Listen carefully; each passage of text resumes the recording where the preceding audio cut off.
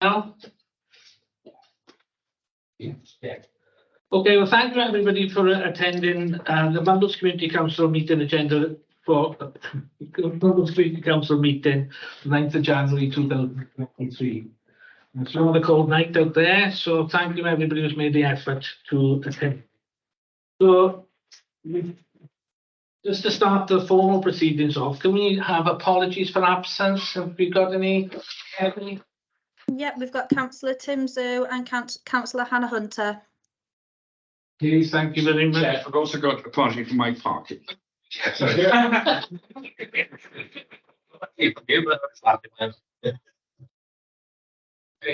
We're getting a message up about poor voice quality. Can the people online hear okay? No. I can hear well if only one person is speaking. As soon as there's any conversation, it all cuts out.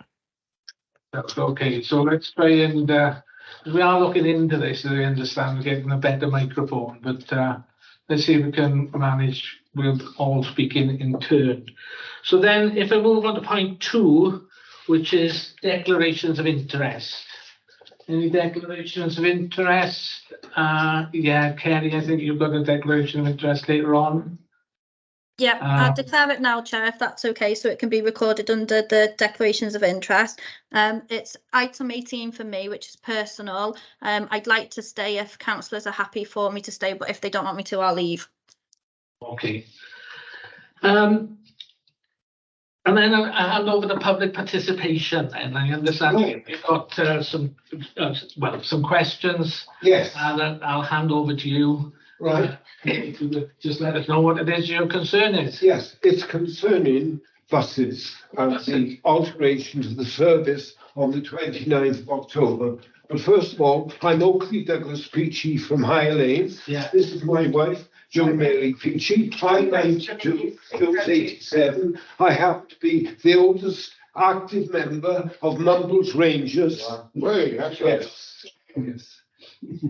And we've been upset because the buses have changed now, not to our advantage, nor to the people of Newton. If I may explain, we used to have one bus an hour, the 2B, and it used to come down from Swansea. We'd be picked up on the flat opposite the taxi service, and then it would do Southend, the Big Apple, Limes Lane, Punch Lane, Higher Lane, and then back down Newton Road. Now, of course, they've cancelled that. We now have to go via Newton, and I never knew it was an expanding city like it is. It's the boy. But it's at 20 minutes to our journey. So the proposal I had made was perhaps we could have our bus back 1 hour. And then the other hour, the alternate hour, would be for the Newton people. Because at the moment, the Newton people, if they want to go to the doctors, Oystermill School, the pharmacies, Tesco's, the post office, and Marks and Spencer's, they now have to go around Plunge Lane, Limes Lane, and Southend. It seems it. So all we are asking is one bus for Newton, the next hour, our bus, alternatively. Yeah. So I had written to our MP, and she replied on Monday. I'll pass the letter to you, and perhaps you could read it better than I to your representatives here, who all look very attentive, and I'm pleased about that because I'm an old Mumbles man. The main thing is we cannot walk back from house to house to Mossy if we went to shop. We can't do it. Oh, I know. It's physically impossible. My husband's got one leg that's not working, Yeah. old age as well. We were given that bus stop on the flats because they said when they built Marks and Spencer there was too much traffic. There's still a lot of traffic on Newton Road. So we would like our bus stop to be, I don't care which way it goes after it, as long as we get the bus on the flats. Is there anything you could do about it? Well, I'll read the letter first, and then I'll open it up to the council. Yes. I'm sure there'll be some of the council here who I know. We just don't stop money. I'll read the letter first, if that's okay, just for information for other councillors. This is from well, it's from Tonia's office. Dear Mr. Peachy, thank you for completing and returning the disclaimer form and for your letter dated the 3rd of January. I have written to First Company to pass on your experience of the changes to the 2B service and offer your suggestions on an alternative bi-hourly service from Newton and also one for Higher Lane, Limeslade and Southend on alternative hours. Thank you for inviting Tonia to the public meeting at Ostream Hall at 6:30 on Tuesday, the 9th of January, today. Unfortunately, she will be in London and then therefore unable to attend. I will update you in response to First Company notice received. This concern that you've raised, Mr. Ritchie, I'm sure you understand it's concern to all of us because we're all local residents as well. Yeah. I live personally at the top of West Cross Lane. Yes. When I moved there some 25 years ago, we used to get 3 buses an hour, and now we're down to 1 bus an hour. That's And not good enough. Well, this is, I use the bus quite a lot myself, to be Yes. honest. And, you know, and exactly the point that you're raising there, because there is a bus every half hour if I walk down to Cloyndero School. Now, I can manage to walk down to Cloyndero School, but I perfectly understand anybody that's got any mobility problems, there's just an impossibility. Yes. But unfortunately, in a lot of ways, the bus services are out of our hands. But I do know that some of the other councillors have been involved in some conversations with the bus company. So shall I hand over to you, Will? I know you and some of the others. Just to introduce myself, my name's Will Thomas. My name's Will Thomas. Yes, Bill. Yeah, Will. Yeah. So myself, Angela, and Francesca are county councillors for Mumbles. Hello. So we're equally as frustrated as you, and Sorry, Councillor. we're equally as frustrated as you on the cuts to the buses. And we've had a lot of constituents, as you can imagine, contact us about the frustration around the bus service and how it's been affected.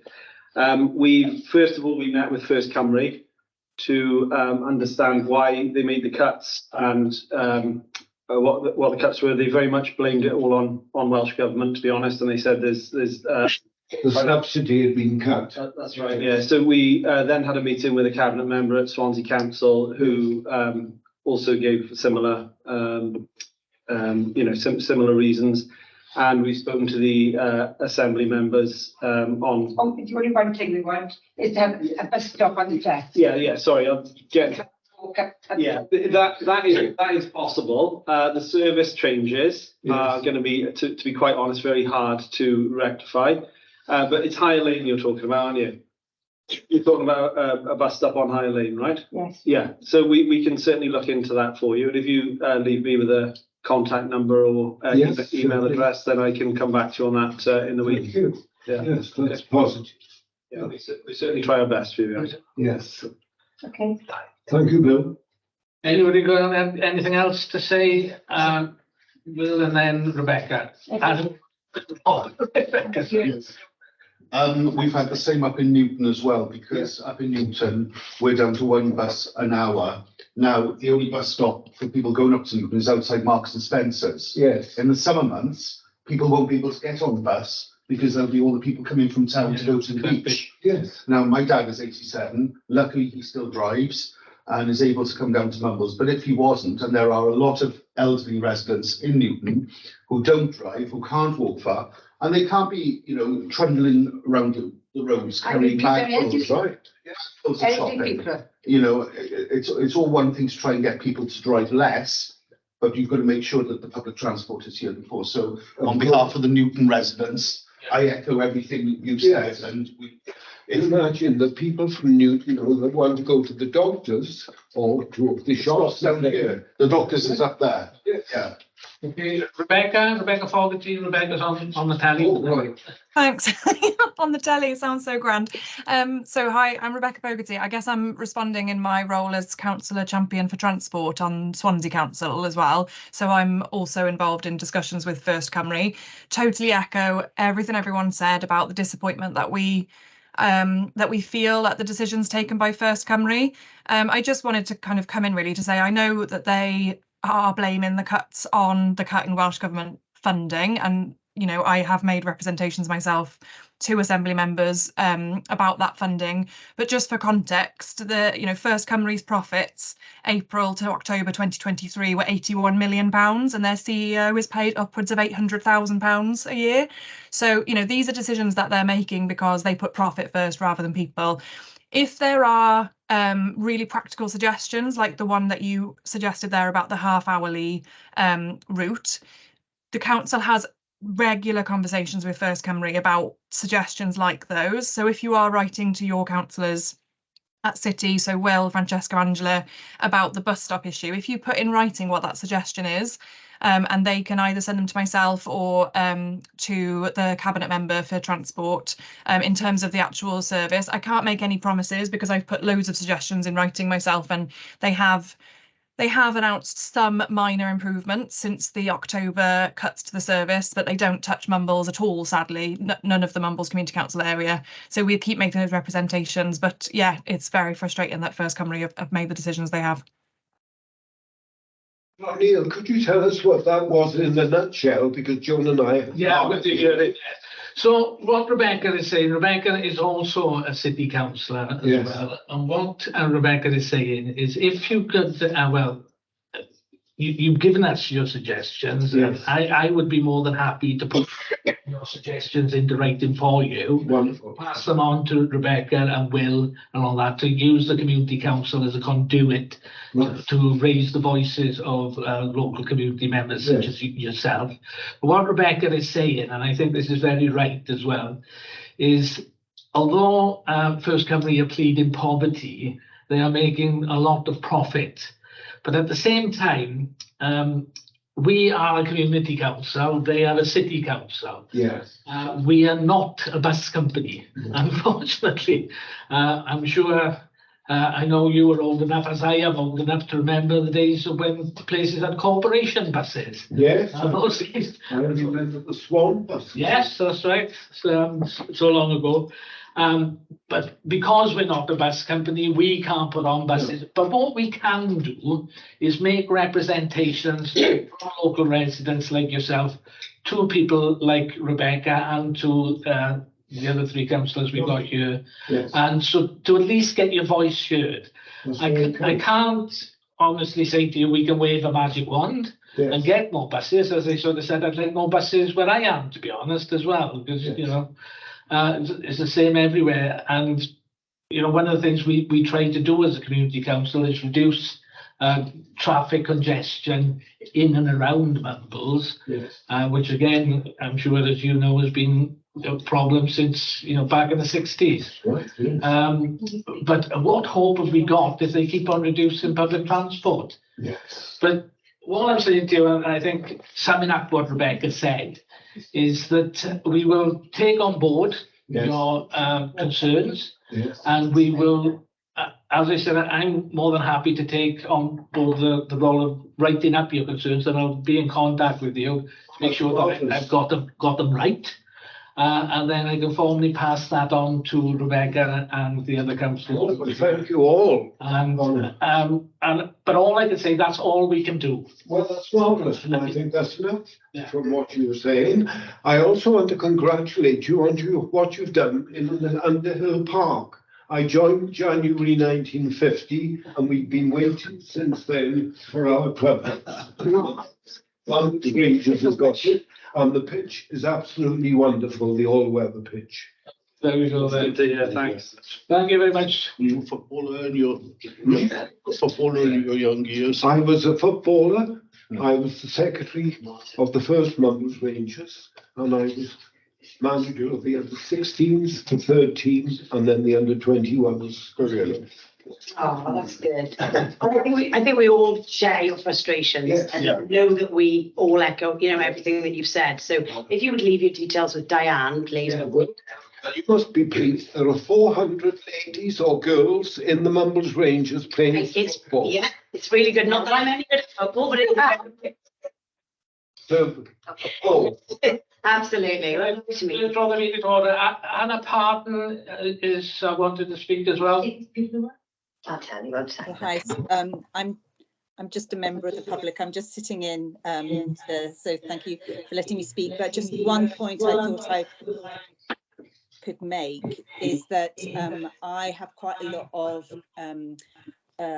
talk with young groups and youngsters who have got or are on the autistic spectrum, young people who are on the autistic spectrum who have got neurodiversity, and the impact the buses have had on that group has been absolutely devastating. So people who've been building up to be independent, to be able to get buses, suddenly they're not there, they get stuck in town. So that might be, Rebecca, an angle that perhaps, you know, oh, here they are banging on in mumbles again, you know, galloping on their ponies, rattling their jaws, you know, like things don't come to mumbles easily. But if you start to mention inclusion and diversity, that might, you know, make people sit up and take notice. So I'm more than happy to talk to you about that because I know quite a bit about that. Okay, thank you. So that's Thank you, Anne. We have an answer done as well. I thought them. so okay. Thank you for Sarah, did you want to come in? Can I make a taxi? Yes, it isn't actually true that we can't do anything about buses. I mean, Bishopston, I believe, their community council runs a community bus. It's going to say something positive. There's something on. Oh, right. So, although it would be costly, I mean, we could look into it maybe in the future days. We can definitely look into it. It's not Sarah, but it's not actually the answer to a lot of the, but if we had certain routes that we found were necessary, or we could work with Bishopston and take some of the cost and see if we could use their community bus. It's not ideal. We need decent buses, and you're right, Anne, about the inclusion thing. It's dreadful. It's dreadful. I've had so many people complain at our surgeries about the buses and about how isolated they are now because of the lack of buses, especially in the evening. So yeah. Anyway, I'm very much on the point you make there. This is something that we could explore, the possibility of a community bus, but that would be quite a significant undertaking. But you know, I do think that the first protocol is trying to make representations of this. But you mentioned in the community bus, I think how lucky the people are. Yeah, that's what I mean. But you know, as I said, that would be a major. But I'm not saying it's impossible, like this. I was at the doctor's this morning. He told me not to buy any long plane records, so I may not. Thank you all. For coming myself. Well, thank you. I hope you will see it beyond the 2B. Yeah. Thank you very much for your contribution. It's very much appreciated. See you all. Thank you. Yeah. Lovely. You've got a car with you now, have you? Get a taxi, I'm just gonna put a chair up.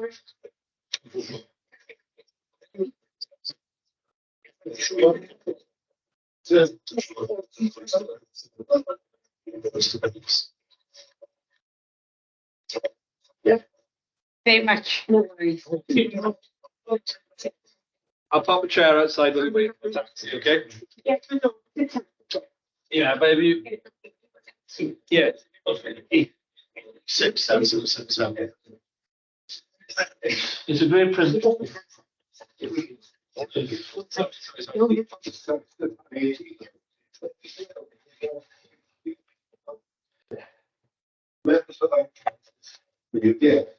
Thank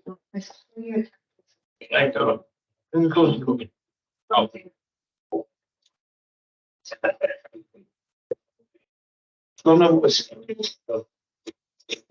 Turn now to the agenda. If we go to item number 4, which is to approve minutes of the full council meeting held on the 12th of December. You'll find these in your meeting pack. So if you can review the minutes. Has anybody got any issues they want to raise, or any points that they want to raise? If not, can I propose that I have a proposer? Yeah, happy to. Will and Richard as a seconder then, so those meetings are approved, those minutes are approved, sorry. No, sorry. Lady Diane's got a mic. Yes, I think the answer on the desk. Yes, thank you. Will's got it. Thank you. I did have it and then I didn't. Mine's just. Okay, so then if we move on to the clerk's report. So thank you all. Not really much to report from me. So happy New Year, and just to remind you all that it is the first extended coffee with friends on Thursday. Ian, this isn't related to the meeting. On the laptop, you need to actually turn off the laptop speaker because we're echoing through the speaker on the TV and the speaker on the laptop. So me, is it? Yeah. Ian Hughes, yeah. The speaker, as you said. So it on the toolbar at the bottom of your on the laptop next to the battery pack, the battery sign, you've got a speaker sign there. You just need to put that onto mute and that should stop the echoey feedback. Okay, thank you. Okay. Thanks, Chair. Okay, Pam, have you got something you want to say? It's to the clerk. I need a piece of advice from the clerk, please. And it needs to be in this meeting. There was an incident at the Christmas do this afternoon. Something had happened to the side of me, which I took no part in. I didn't know what was happening. But I heard some awful language and simply said, oh, come on, we can't have that with all these people here. And the councillor turned to me and said, you're a very rude woman and you can fuck off. And that was repeated. No, no, you can't stop me because this is a question to the clerk. No, you can't stop a councillor talking to the clerk. My question is, I'm not putting up with this. What process is there that I can make an official complaint about that, please? I don't know what the process is. Well, that's 15 years. You know the procedure. I don't know if there are changes. Will, it's not up to you to interfere. I'm speaking to the clerk. Calm down. Guys, can I just interject here? Please, can we keep this civil and professional this evening? There is no need to go down the route of a slanging match when we're in a public meeting, first of all. Pam, I will email you the documents that are on our website that detail down the process that you need to follow to make a complaint. However, I will say if you do feel that it is a breach of the code of conduct, then the code of conduct complaints go directly to the Ombudsman. I would also say, though, that I have discussed this with Martin today, and I am actually seeking advice from our advisory body on what occurred in the incident today as well. I'm very grateful to you. Thank you very much. That's all I needed to know. Okay, so if we move on to the chair's report now then. Okay, so the festive season and New Year tend to be a quieter periods of the yearly cycle of the Community Council, with not as much activity to report as maybe other times of the year.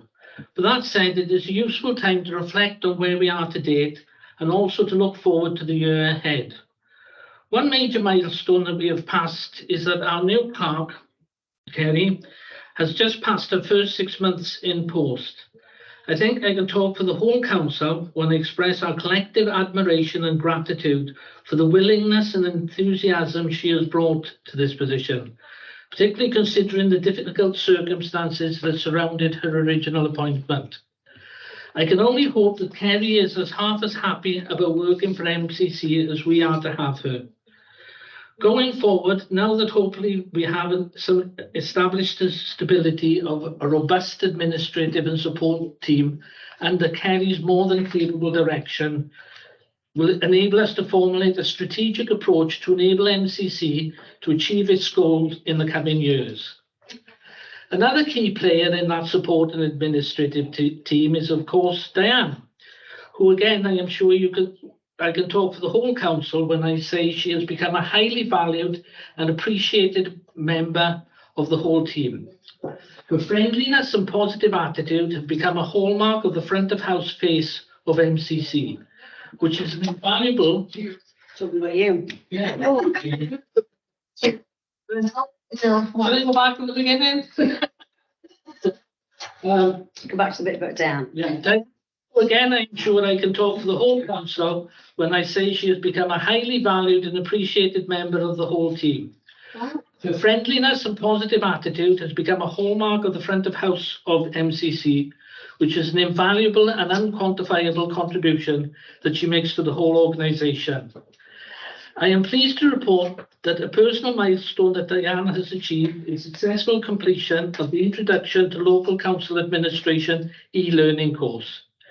We as a council should share in the pride of our staff in achieving these goals, as it is a concrete illustration of our aspiration to become a positive place of employment for our staff. Going on to something else, the new year got on to a hardening start of MC activity on Sunday, with the first litter pick of the new year, which was focused on the centre of Oystermouth, and which saw a good turnout of local volunteers. It was heartening to hear through conversation that a number of them are the first-time volunteers, as it is always nice to see new faces on these activities. A very significant amount of rubbish was collected during the 2 hours of the pick, which I'm not sure is something to be celebrated, as personally I would be a lot happier if the rubbish had not been dumped in the first place. So that's my report. Okay. Any questions on that? Okay. So then the next point then is delegation of powers to clerk and RFO. Again, you'll find this in your meeting pack. The whole point of this has been just to clarify where power is delegated to, particularly the clerk and the RFO, because there have been some instances where it hasn't been quite clear for certain people when the clerk is entitled or the RFO is entitled to work and what powers that they have. So Kelly has quite helpfully put a table together of clerk and RFO and centre managers delegation of powers. I don't know, Kerry, did you want to talk to any of that? Yeah, so the reason why councils have delegated schemes of power is it gives the clerk the authority and the processes to make the council run more smoothly without having to bring every decision back to council. This is a standard document that has been issued by One Voice Wales that's been tailored to meet our requirements in full council for Mumbles Community Council. Some of the roles will sit with me, some of them will sit with Paul as RFO, and some of them would sit with Elaine as the centre manager for the Off-Stream Centre. So it's just so all councillors are aware, obviously first of all for you to agree it, and then all councillors are aware of what's in my remit to do without having to consult council and what isn't in my remit to do without having to consult council.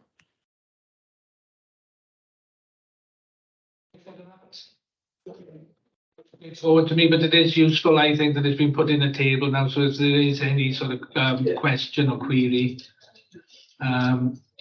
we've got it there in front of us and we can say, well, this has been agreed to council. Yeah. So we're all happy to agree that, all in favour? There we go, now that's agreed. Right.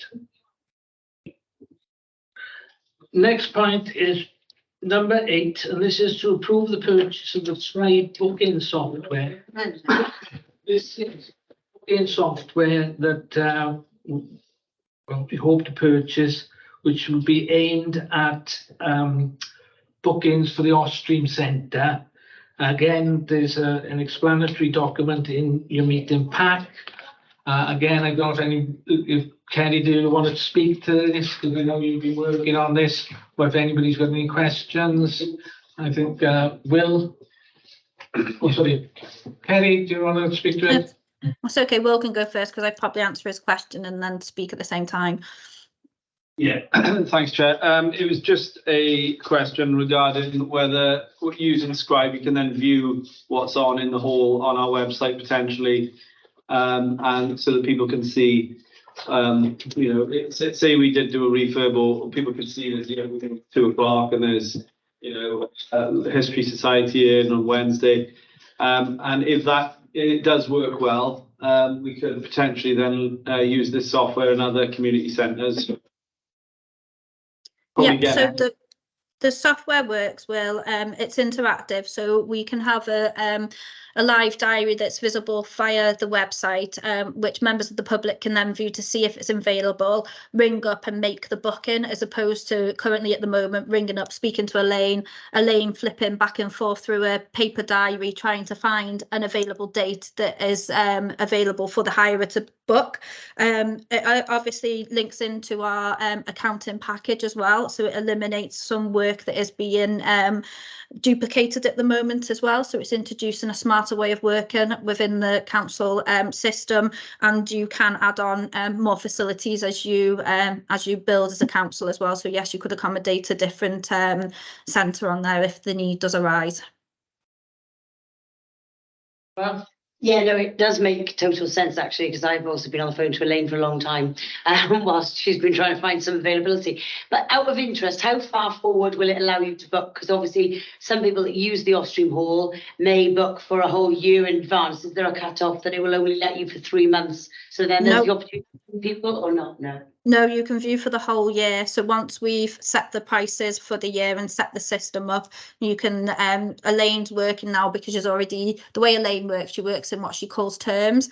So the hirers tend to book for a term in advance. So she's already got the next term ready to upload in there from April, ready for that booking block to be put in, and then people will start advance booking and they can view what's available then.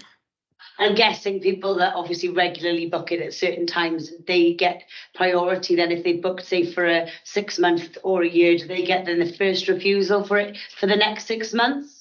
So if they've booked for us now for a year and they are a regular hirer and they indicate to us that they wish to continue booking, as we'll be discussing later on in the meeting when we go into closed session, there are going to be some processes that do need to be changed surrounding the booking process and the hiring of the hall. Okay. Any other questions? If not, can I move that we move to agree to that? All those in favour?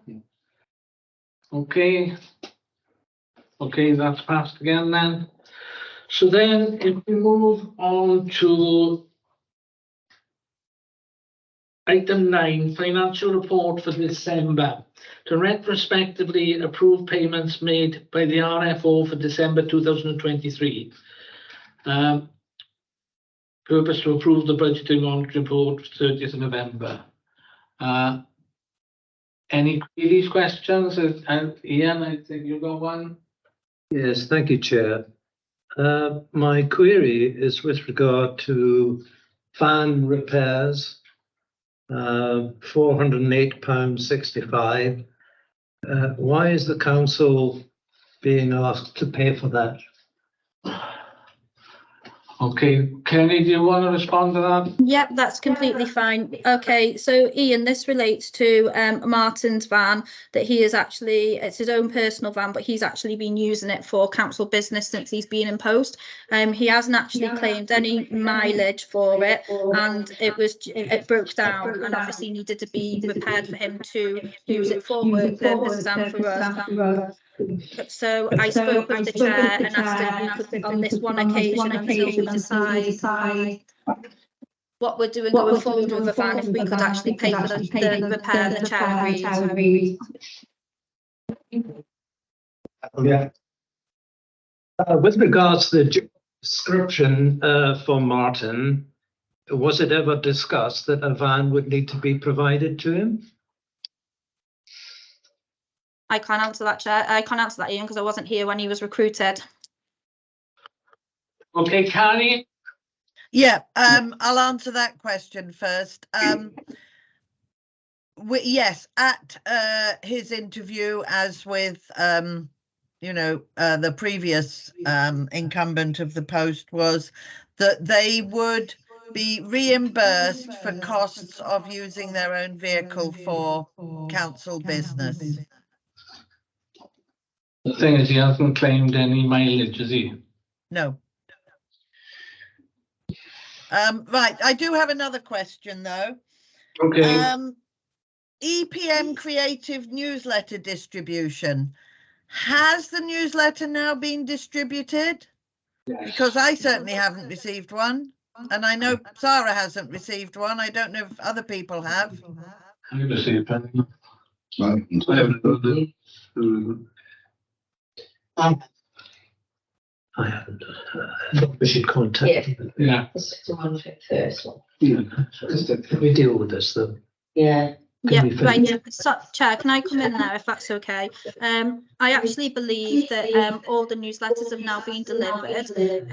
There were 8,000 copies of the newsletters delivered. And when I spoke to Royal Mail to obtain a quote for them to deliver for us, they advised me that we were just short of 9,000 houses between the postcodes we need to get delivered to. So I think the issue is that they've delivered them all, but some addresses may not have received them because we personally didn't print the amount actually required for every household in our wards to get one. Okay, can we go back though? Sorry, before we carry on, can we please do something about the fact that we just have this impossible echo? It makes everything completely impossible for us to hear because everything is echoing so that we're hearing it not just from the, the TV screen, but coming from somewhere else as well. Let Amelia speak. She might know what the problem is. Helen? I'm sure Amelia knows more than I do, but I think it's when somebody online is speaking, I think the office need to mute themselves. So sorry, Ian will have to rush over, not mute yourself for the whole discussion, but it's because you're not muted. That's what I think. But Amelia might know more. I noticed when that I joined in on the calendar, there were two people that I joined with, either Ian or Kerry, and I clicked on Ian's. I don't know if Kerry's trying to host and then join.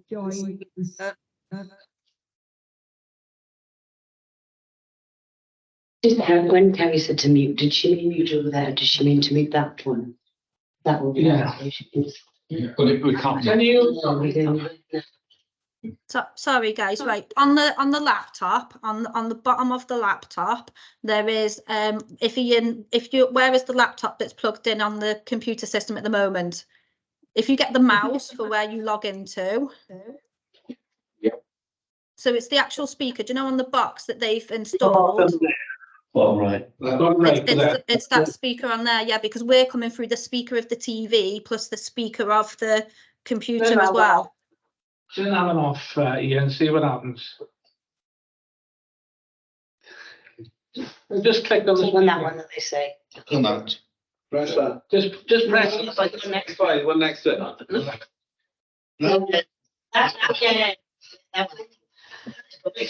Turn that down now, the blue. Turn it off. The blue line. Click on the speaker, yeah. Put to the left. Yeah. Right. Can you hear us? Can you hear us? Yes, can you hear us? Yes. Is that better? That's much better, yes. That's what it is. Sorry, I think Ian went on that computer, didn't you? Yeah, he did it on the other computer. On his own computer. So can we go back to the van business in the first instance? Sorry, can I just clarify, regarding the delivery of the newsletter? Yes, okay, I understand that some people didn't get it, but there appears to be at least 3 people in this room out of 20 who didn't get it. So on that basis, it sounds like an awful lot of people, if you extrapolate that up to all our residents, didn't get it. So do we have actually a confirmation of the rounds that were done, and which bits were not covered? I don't have the list of what was provided to him, but I can get that tomorrow to double check what addresses were on there and send that to you. And then obviously when I was speaking to Royal Mail, I had to give them, they operate in ward areas as well, so I had to give them all the ward areas, so that's how we knew how many houses to quote me for the delivery. So this is why I think that we're obviously not printing enough, and some people have missed them, but I will double check with him tomorrow, because what I will say about EPM Creative is they stepped in literally at 2 days notice to do that for us and do that work. So, you know, I'm sorry that some houses haven't got them. I think there may even be a box left in the office, that if you do want one, you can come, I can make sure you get one from the office as well. Okay, thanks, Kerry. Francesca, Sarah? Can I ask, with this newsletter, why did we get so little this time? Surely we got the right amount in the past, or has this always been happening and we didn't notice? Because it's a bit worrying. Yeah, it's always been 8,000, and I think in the past Go back again, the echo's back. It's okay. It's because people need to mute themselves when people are speaking. So everybody apart from the council chamber, everybody needs to make sure they're on mute when somebody else is speaking. Yeah, it's always been 8,000, but I believe in the past they have made sure that they have been delivered to the addresses of our councillors. Okay. Right, just that's I not was really the I'm point, sure I is it? remember it being 10,000 we used to get. And then we used to also put them in the library and places like that.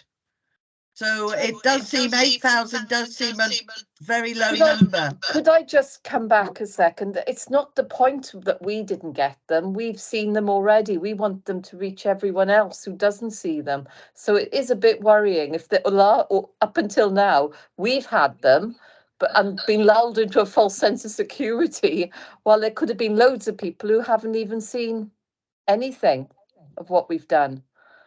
It is a bit worrying. It's not just me that thinks that's a bit bad, isn't it?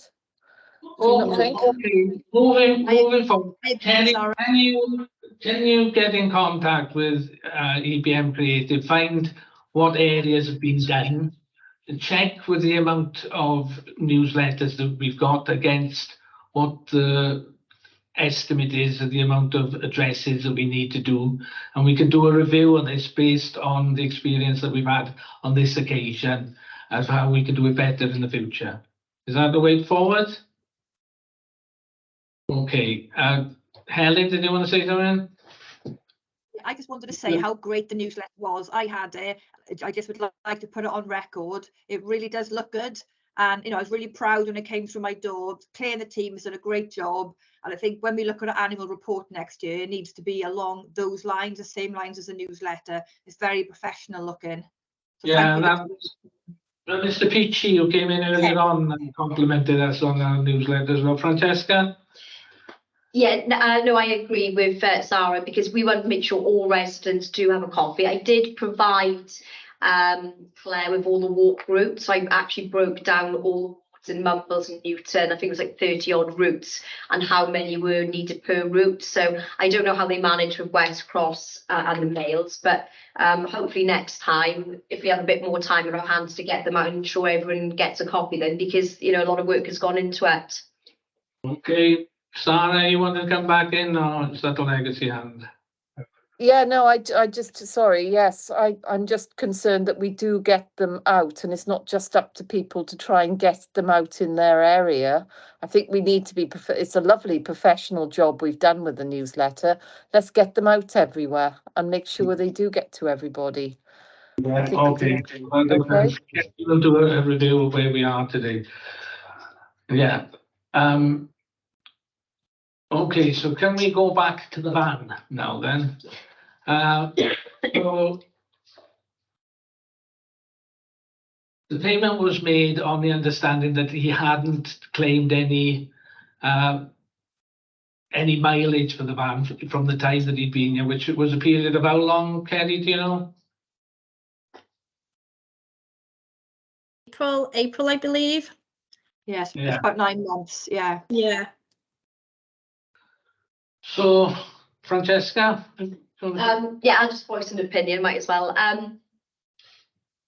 Fine with mileage, and I think this goes for all government, those of who perhaps work in the government offices.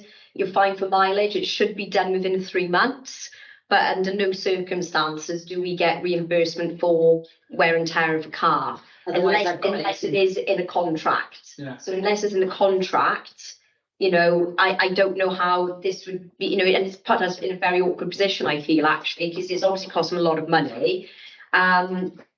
You know, appreciate a van, but I think one could have a look at the contract, what's written in there, and what's been agreed, because otherwise it does change things. Yeah, and to be honest, the mileage should cover wear and tear on the van, shouldn't it? Yeah. So as you follow guidelines, 40 pence a mile, that includes wear and tear of a car, so. Yeah. Unless otherwise stated, yeah. So that's what we should be following as a guide. Yeah. Yeah, otherwise we're all entitled to put our car repairs in. Yeah. You didn't want to come back in? Yeah, I just want to make the point, if he goes back to just claiming his mileage because there's no defined contract in place for him, he could turn around and say, fine, I'm not coming, I'm not using my van for work purposes, because that's currently what he's doing. He's also using all his own equipment to do all the maintenance that he's doing within the council at the moment, which is something that I am working on with him to get changed. And actually there is local government guidelines that you can actually pay of allowance. I think it's up to 1,300 for members of staff who do actually have to use their vehicles for work purposes, for wear and tear and maintenance of their vehicle, as well as claiming their mileage claim. And it's actually 45p per mile as well. Thank you. Richard?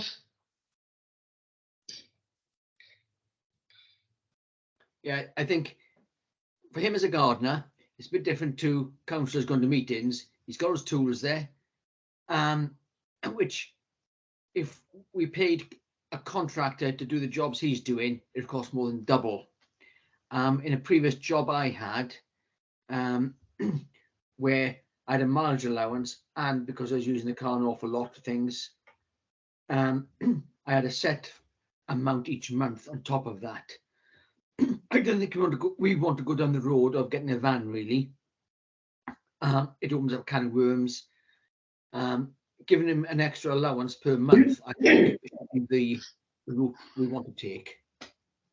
Okay, Ellen and then Pam. Yeah, I mean, just to echo what Richard is doing, I think Martin joined us just in that awful period where we closed down, and you know, I hadn't even realised until recently that he'd not claimed a single penny for petrol. I don't think he's ever had it really properly explained to him what he can and can't do, and having seen his van and everything in that van is his, and we're using for our, you know, that I've had a conversation with him about that, because that's, we need to think about whether that's realistic. But nevertheless, for the last 9 months he has used his van and all of his tools for MCC. So I think on this occasion I would just go with it. I think it does need looking at in terms of its sustainability. Okay, Pam and then Will. Thank you, Richard, for that. You made us understand exactly what this chap is doing. The council can't have it both ways, because we talked about getting an electric van on a hire system, and it was, oh no, we're not paying for that, we're not doing that, we'll throw that out. And now we don't want to pay this young man for doing everything using his own van, his own tools. We can't have it both ways.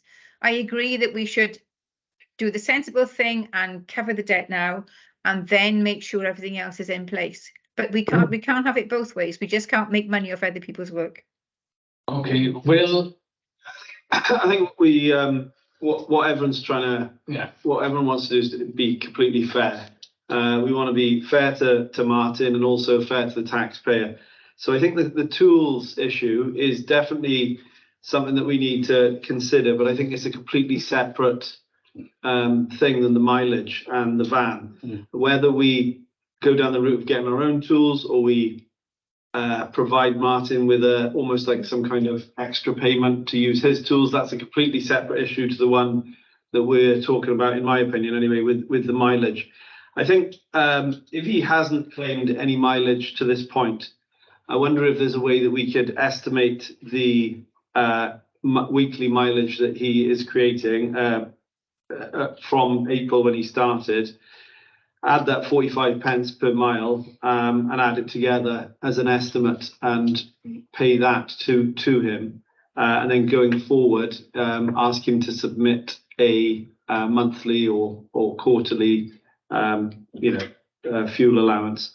I think going down the route of maintenance is going to be a tricky one, but we don't have to pin it to 45 pence a mile, for example. If we want to pay more per mile, we can do that. I'm not saying that we should, but we could do that. So I think the tools thing is separate, and we should probably work out an average backdated for the fuel is what I'm trying to say. Okay, Angela?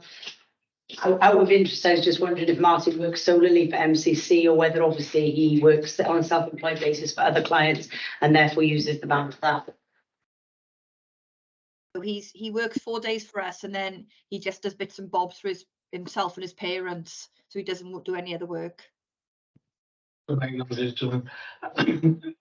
Kerry, and then Sarah, then Carrie. Kerry first.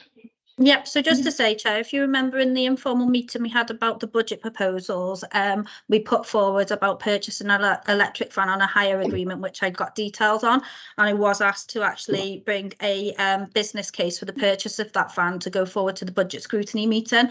I'm more than happy to, in that business case, write up the option of paying him an allowance for the maintenance and repair of his van, so council can actually decide whether they purchase a hybrid van, an electric van, or a petrol van, all of which I have now got quotes on, or whether they go down the route of paying him a maintenance allowance. And then obviously with regard to the tools that Will has just mentioned, yes, it is a separate issue, Will, and we do need to actually get tools in place for the person that's in that role, because Martin could decide to leave us next week, and then we're going to have the same situation with somebody new coming in where there's no tools for anybody to be able to pick up and go off and do that role. Brilliant, Okay. thank you, Kerry. Sarah? Yeah, I'm in agreement. When I heard the business plan of hiring an electric van, I said, no, well, if he's willing to use his van, but I took it for granted that any extra maintenance to his van and the use of his tools, he would be paid for and supported. If we're not going to do that, well, we might as well just go down, cost us more, and get ourselves a rented van and all the tools. But I think it's a bargain as it is now, and we shouldn't be complaining. Thanks. Harry? Yes, Kerry has offered us a very simple solution, which is that there is the option of paying a monthly allowance as on top of the mileage to cover that additional maintenance. You know, he's not just, you know, popping backwards and forwards to a meeting. He's carrying heavy equipment. He's having to use the van on some occasions on quite rough ground to get to where he needs to get. You know, it's not that he's just driving on nice streets. I just think it's ridiculous that we're penny pinching about the fact that he is willing to actually use his own vehicle, you know, in order to get round the things that we want him to do. And yet you're complaining about paying him. Yeah, here, Kerry. Hold on. Right, so I'm just looking at the way forward here. Right? And I think, you know, one, bring you in a bit, Richard. Yeah. But I think what Penny is suggesting is useful way. You know, what has happened with the payment that we're talking about here, it was to make up for a situation that really maybe shouldn't have occurred in the first place. But like, we do need to formulate going forward a more formal and proper agreement how he's going to be paid and what he's going to be paid for. The whole sort of issue about his tools, if he is using his own tools, which I know he has been, we can't be expecting him to be using those tools for free if we're using them. But the point I think that we make as well is if we pay him as a separate contractor, we'll probably be paying a lot more money again. So that's what I'm proposing anyway, is that going forward that we put in place a more formal agreement. So then Richard, and then Ian. Yeah, thank you, Chair. I agree with what you have to say there. Now, the first thing is the mileage. I would suggest he doesn't know he should be putting the mileage in once a month, perhaps. So he needs to be brought up to date on that to get that done and out of the way.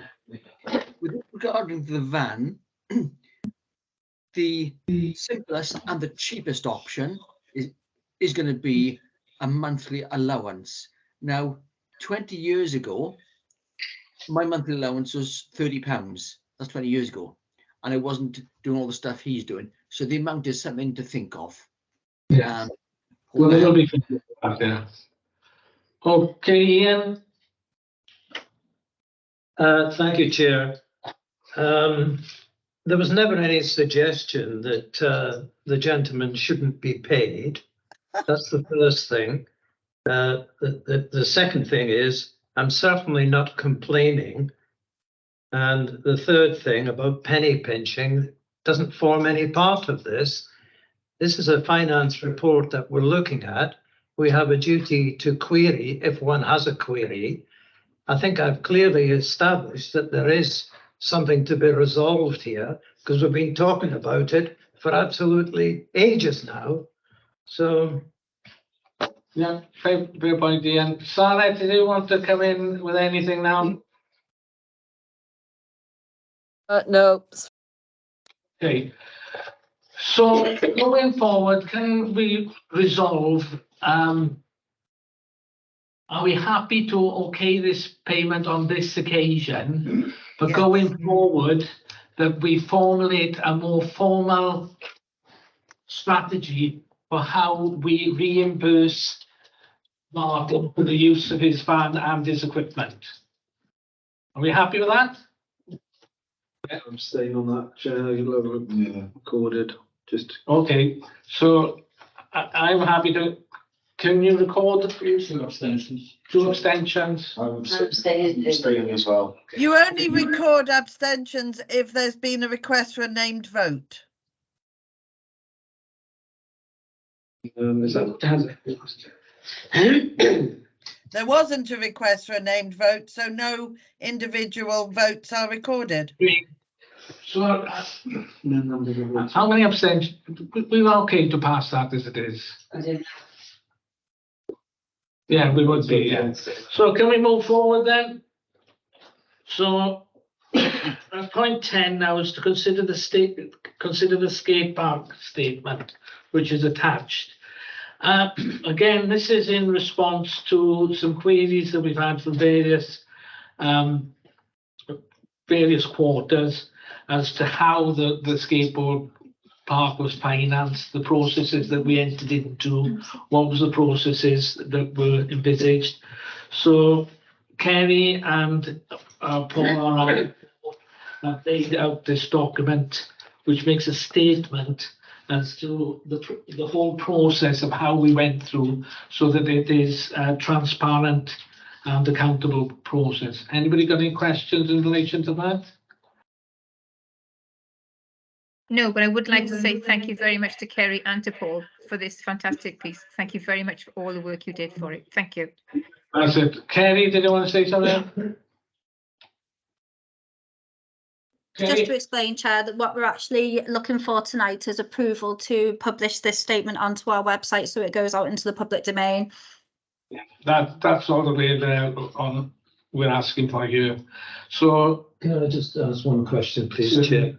In November 23, it says that we received £238,279 from the National Lottery. Where is that money now? In our bank account.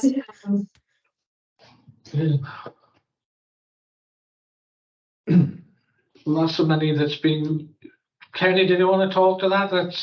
It's just money that's gone into the account to cover the. Is this what?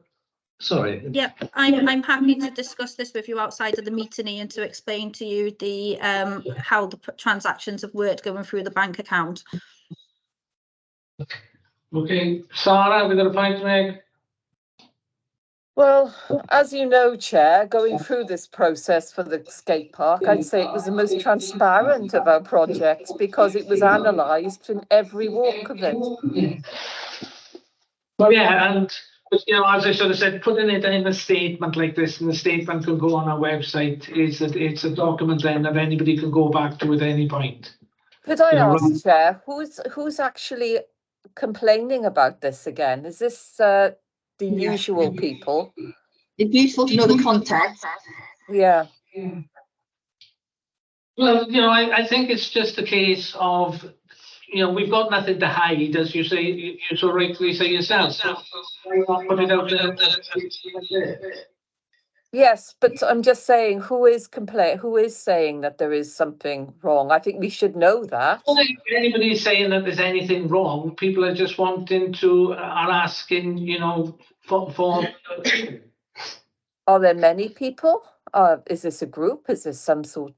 I just want some more clarification because you know, the skate park's there, everybody loves it. Who's complaining? Well, Can I just come in there? Sorry to jump over a few people, and I'll just interject there. There have actually been queries sent to Audit Wales as well. People put their on mute because that's causing the echo. Yeah, there we go. Kelly, did you want to speak now? Yeah, so there has been a lot of queries raised to Audit Wales about the policy, about the expenditure and the procurement processes that were used in the skate park. I've had conversations with Audit Wales on this, and we should be receiving some correspondence from them shortly. So it's just for us, it's a good practice for us to put this statement out there because it demonstrates how we've managed the finances of the project to those people. I don't know who the people are that's been questioning Audit Wales. All I know is that members of the public have raised questions to Audit Wales. So by us putting this statement out there, it answers those queries that have been raised.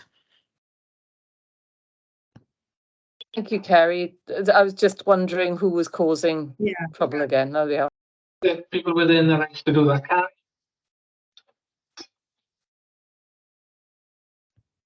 Yes, I can say that the Mumbles Action Group are very active in making comments about how, you know, the secret payments and all sorts of other things, and including calling me a liar in public because I actually pointed out that the lottery funding had been paid.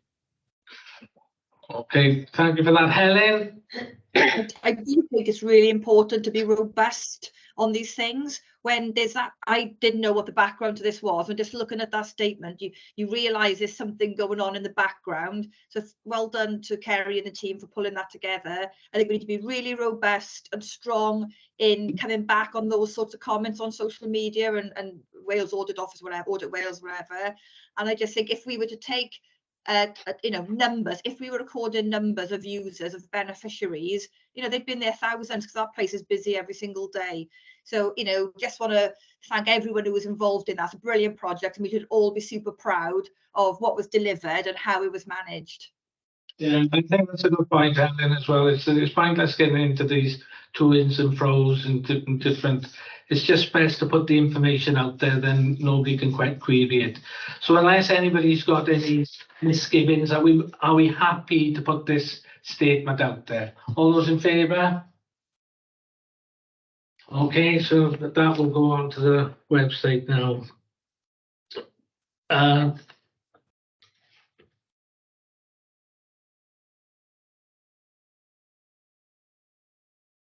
Okay. So is the next point 11 to consider Welsh Government? Okay. Yeah. To consider the Welsh Government consultation future spending purposes for dormant assets fund in Wales. Was this circulated to all councillors, Kelly? I think it was, yes. Yeah. I circulated to all councillors when I returned after the Christmas break, and then you contacted me and asked me to put it as an agenda item because you wanted to speak to it. That's it. As you sort of said, I just wanted to clarify that it had been circulated to all council members. I just sort of think this is an important consultation, so I just wanted to open it up to that. My suggestion is that we could set up a working group. Any councillors that are interested in taking part of that working group can put their name forward, and then we can formulate a response to this consultation. Do people think that's a good idea? Helen's responded already. Yeah, all I just wanted to do was to try and coordinate our response as a council, rather than this council putting in this response, that councillor putting in that response. So if we could formulate a working group, if any councillors that are particularly interested, I take it Helen, you would be interested, because obviously you've got a point of view on this. The consultation is really it's quite simple. There's not a lot of room for narrative. It's No. do you prefer climate change, or do you think you know, there's like 4 basic options. And I know from work the Dormant Funds account has been very strategically important in Wales for funding lots of like community energy stuff. So it's a really strategically important fund. It can be used for match funding. And the consultation isn't very complicated. I was a bit surprised. It was quite simplistic, but I responded anyway. Kind of, I get it through work, so I've put my own little response in. Well, there's nothing wrong in that. It's just, I just wanted people to have the opportunity to discuss it as a group, rather than maybe, you know, individual councillors, because I just thought it would be a more strategic approach. But that's what I'm putting out there. I don't think it's anything too complicated. Any councillors who would be interested in taking part, you know, it'd just probably be a one-off meeting, and then we can formulate a response. Rebecca? I was just going to ask if Helen seems to know quite a lot about the fund itself. I personally didn't even know what dormant asset scheme meant until I read the documents. So if I would certainly be interested in joining a group, if Helen would be so kind as to come and maybe give us an intro to, like, what is the fund, what's it been used for in the past, because I think that would, otherwise I might be just providing, you know, thoughts in the dark, really. Yeah. As I said, I think Helen would be, I'm sure Helen would want to be involved, because obviously she has some knowledge of this, and that would be useful. But as I said, any councillor, I don't think you have to have knowledge, because I'm sure it can be explained. But any councillor who wants to put their name forward, just forward their name to Kerry, and we can take forward from there. Is that okay? Okay then. Okay, so we move on to point 12 then, to consider recommendations for the Finance and Compliance Committee report attached. Ian, are you talking to this one? Well, you're the chairman of that particular committee.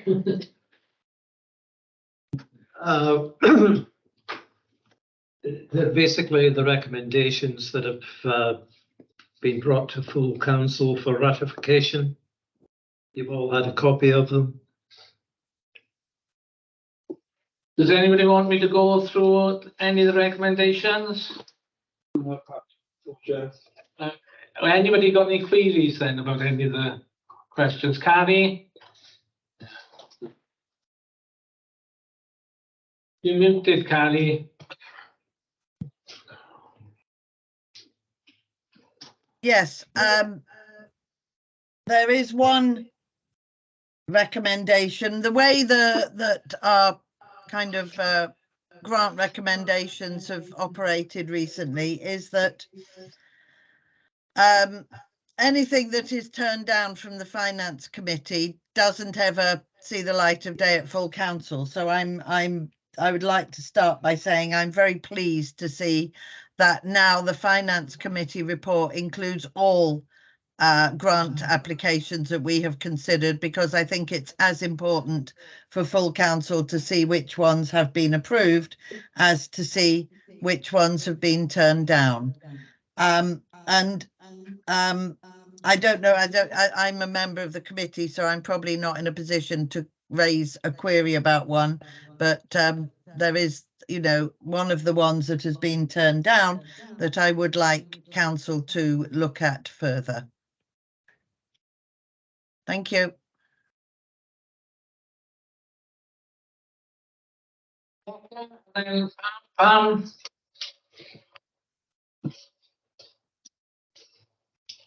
Yes, I brought this up at the last meeting when I asked when was the finance committee going to meet again to discuss how they decide and what they're going to do.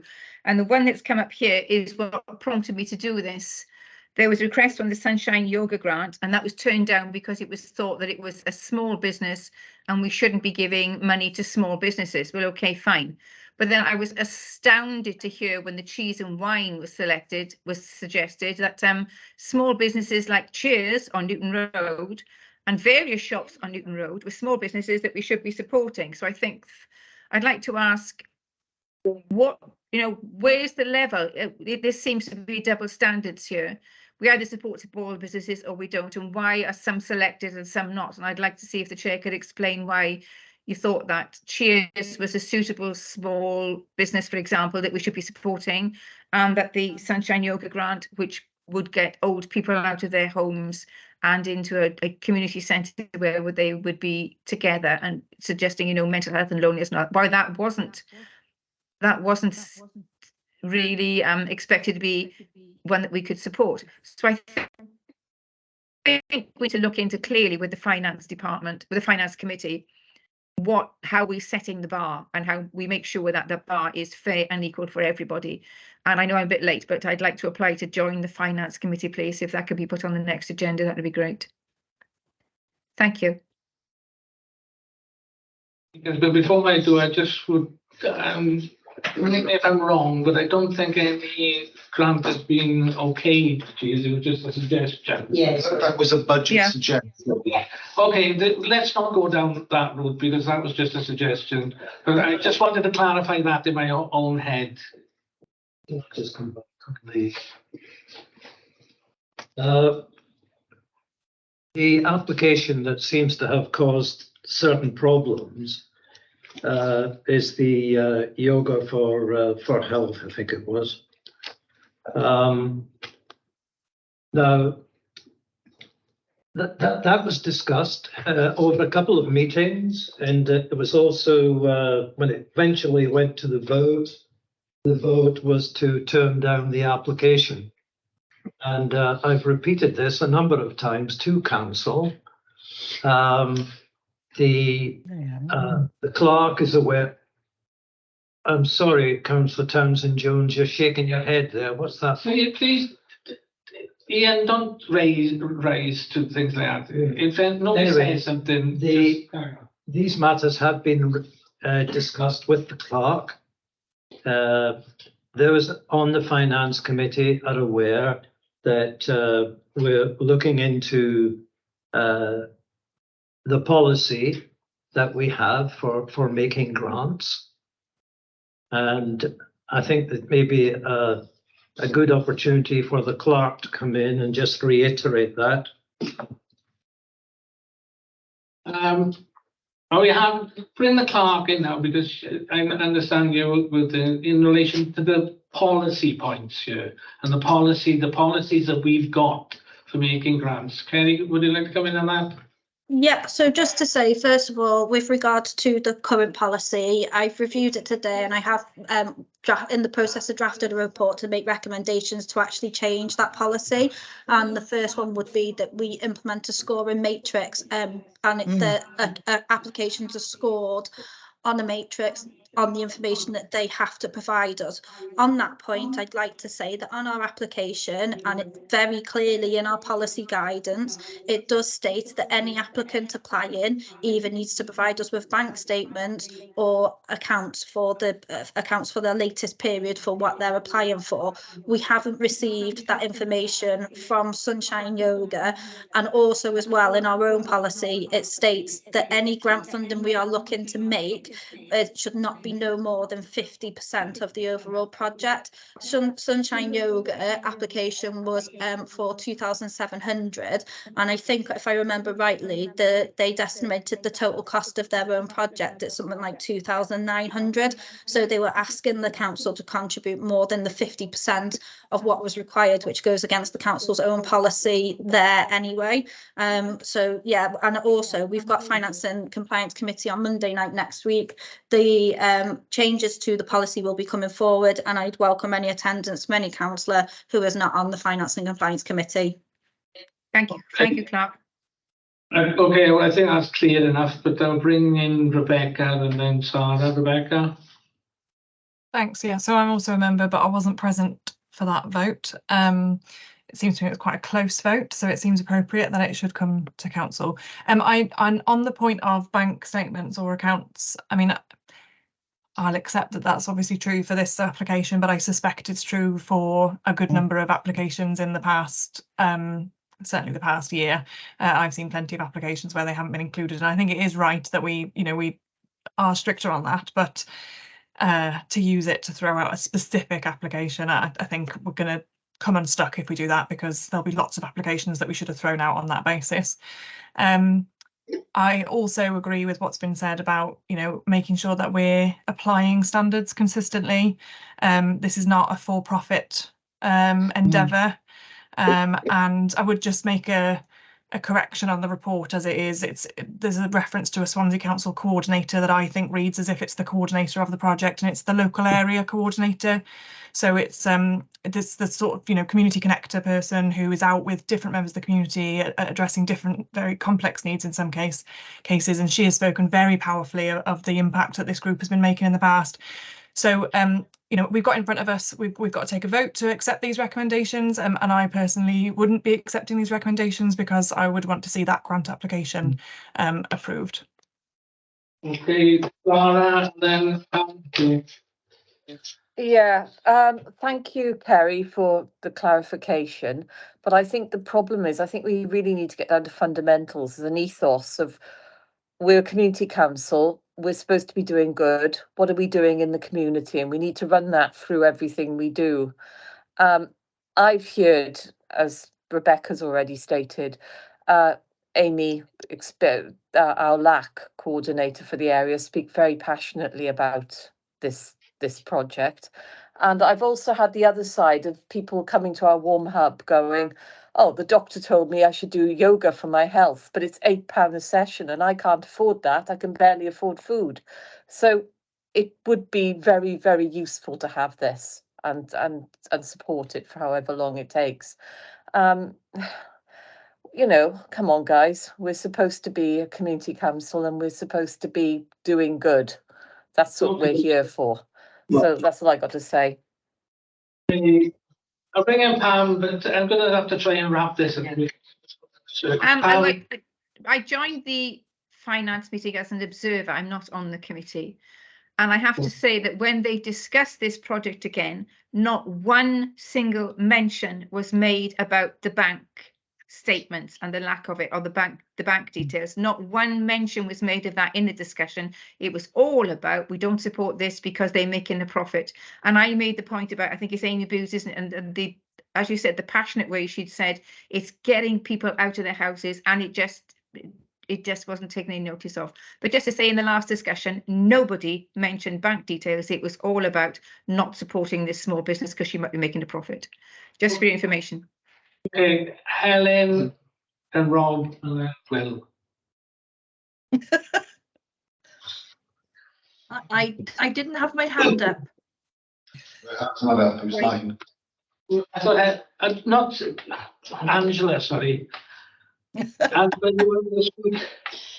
Yeah, no, I mean, not agreeing that yoga is good for people, and obviously it would be nice to have it for free. I mean, if everyone agrees that yoga should be offered to the community and that is what everybody agrees, then why not open it up so that many yoga companies within the community can also apply for the grant, should there be a grant available. I know this particular group have been successful in other grants in Carmarthenshire and other places in Wales, I think, the one they're talking about specifically. So there are other yoga companies locally as well that could then jump on board if they wished. Okay, Rob. For clarification, Ian, can you say, is this the Wholeness Dance Company? No, it's not that. Right. No, it's the Sunshine Lotus. Right. Right. Firstly, I just want to address a few points. I think that Pam mentioned before about not supporting small business. I mean, I think everyone in this chamber supports local small businesses, so yeah. I'm not sure where that's ever come from. Nobody is suggesting that this isn't a good initiative. I think it's obviously a very good initiative, and it's obviously great for people. Yoga, to my knowledge, gym memberships and other things are available on the NHS with prescriptions by GPs and things, as far as I'm aware. So you can get these services, maybe not on your doorstep, but they are available. I think the problem really here is if we pay for a select group of people to do yoga, where do we stop? Do we pay for another group to do Pilates? Are we gonna, pay for, other areas then to have yoga classes and other areas to have Pilates? And, I can see people rolling their heads, but it is a genuine concern of mine is that if we provide yoga on the taxpayers of Mumbles, then what else are we going to be doing, So I think there's a lot of small businesses, a lot of yoga providers that are, people are paying for these services and they are providing these services. Are they going to lose customers to this free initiative? And therefore, are we then affecting local businesses and ruining their business models? So I personally won't be voting for that, but all the other grants I agree with. Thanks, Chair. Okay, Richard.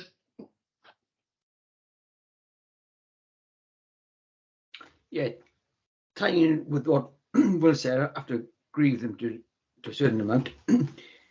Just subsidising, if you like, one yoga teacher, and then there's the other teachers as well that aren't getting subsidised. Now, I have to declare an interest here. My wife goes to yoga and I know the teacher there. Perhaps one way of doing it, we want to promote use of the Austrian Centre and other community centres.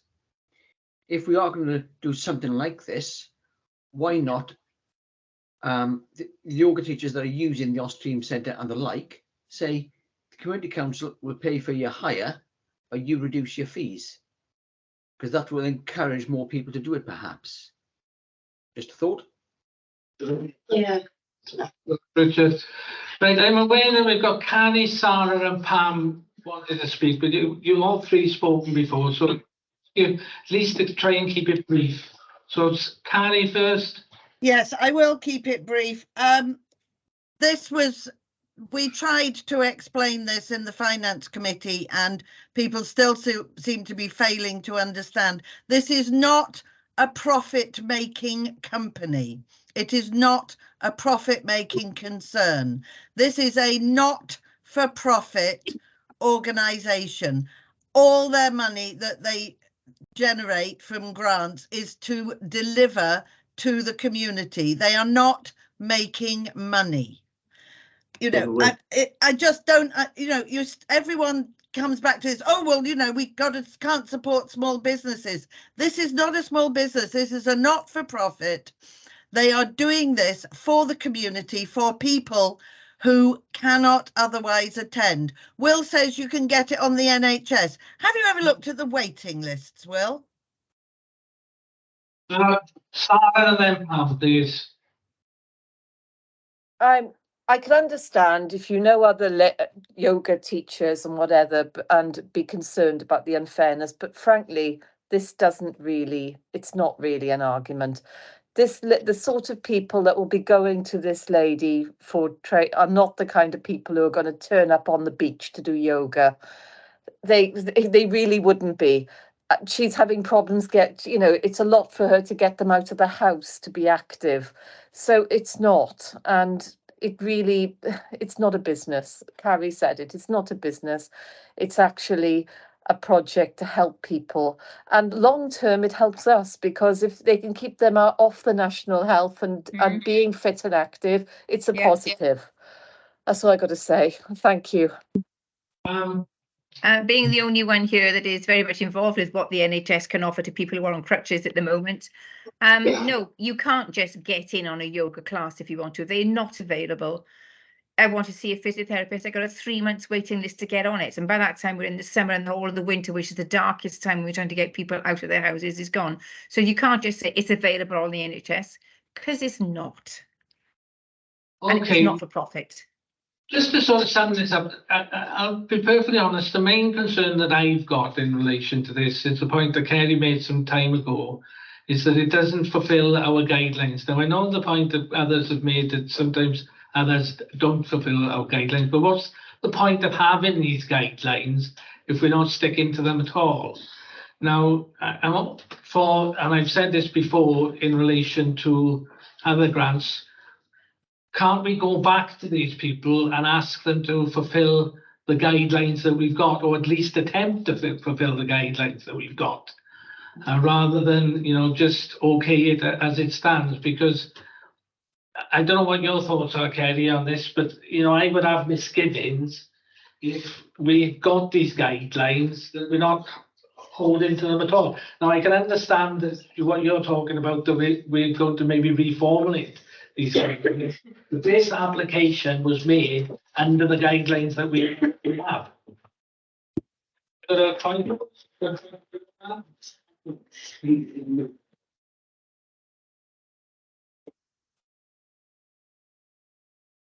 I can't hear what you just said towards the end. You broke up.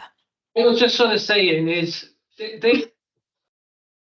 this application does not fulfill the criteria of the guidelines that we've got.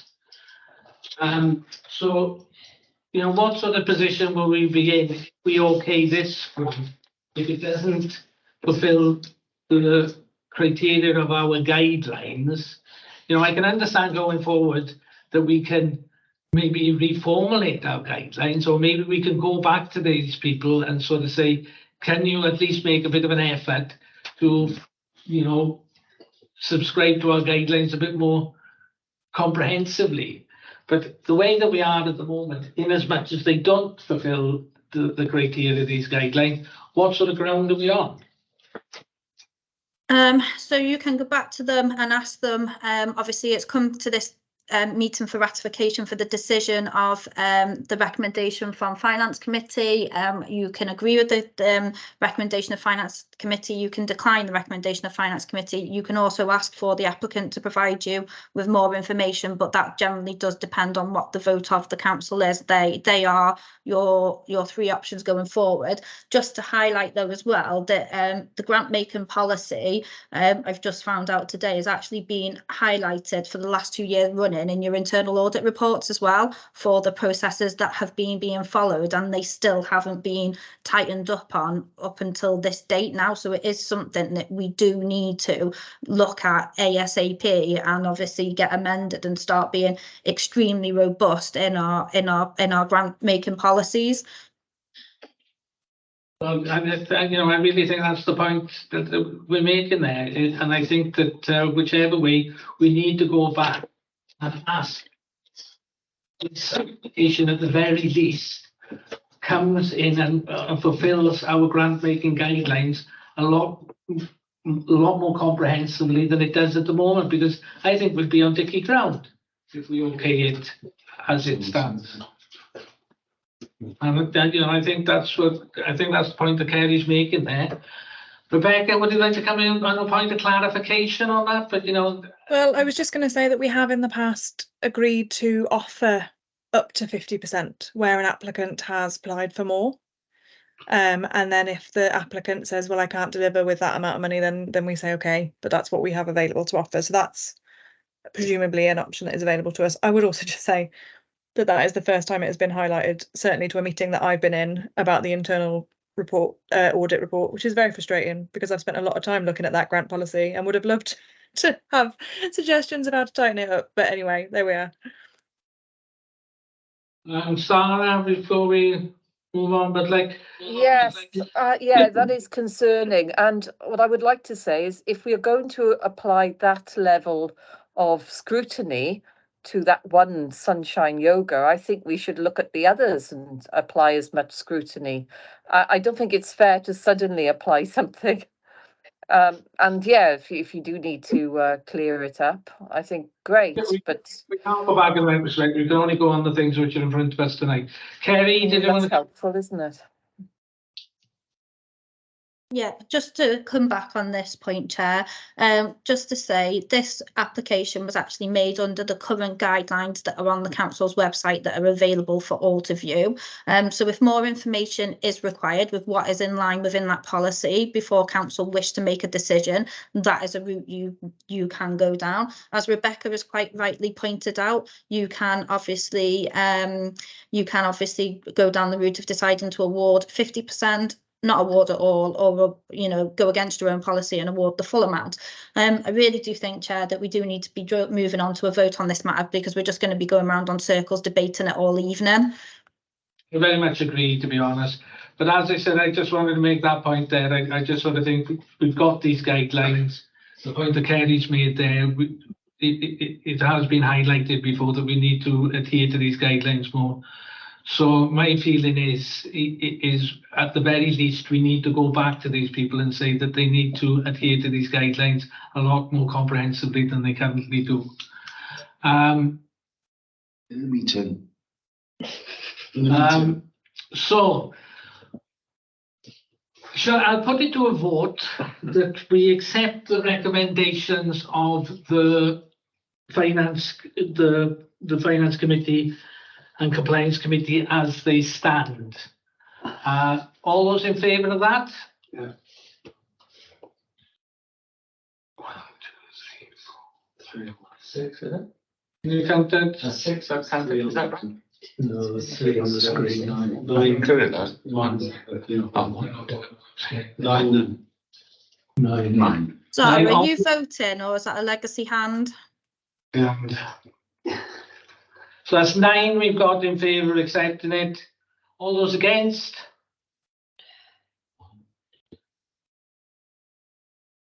Five. Okay.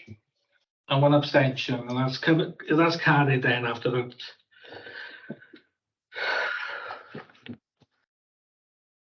Okay. To point 13, questions for the chair of the Community and Social Development Committee. Any questions for the chair of the Community and Social Development Committee? Questions for the chair of the Culture, Tourism and Communications Committee. Questions for the chair of the Environmental Committee. Questions for the chair of the Finance and Compliance Committee. Okay, so Ian, can you stop recording now, exclusion of the press and public? Yes.